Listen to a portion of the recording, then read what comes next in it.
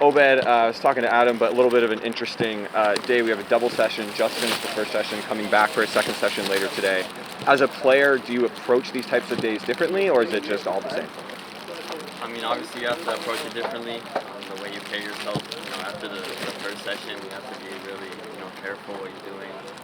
Make sure that the recovery's right. Maybe take a nap, eat healthy. And obviously every day you want to do that, but you're stressing more in these double session days. We have just under a week until our next friendly.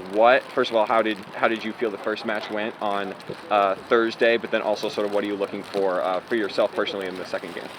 Yeah, I think we matched up really well against a really good team.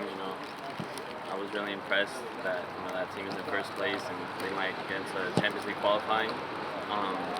So we saw the positive things in our play, but we also saw like the weaknesses. I think a little bit what I looked into was the midfield and what we lacked in that area.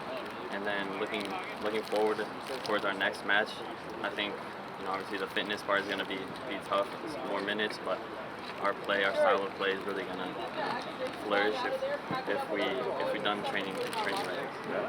And sort of what one benefit of preseason is you're able to sort of get a bunch of different people into camp that maybe you wouldn't play with. So those 11s on each side for each half of our first friendly look a little different than maybe our starting 11 in the regular season. What is the benefit of getting experience with different types of players that you maybe wouldn't during the regular season?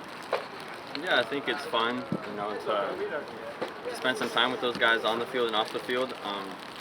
Obviously, you have to learn what their tendencies are, and as we get more into season mode and more games after games, then it's gonna flow even more. I think it's very important, honestly, to play with the guys that are going to play most of the games and learn what they're gonna do. I think I've had here 3 seasons, so I'm getting to learn everyone a bit more. It's not the same when I first came. I didn't know what guys' tendencies were. Now I feel like I'm more gelled into the team and everyone around.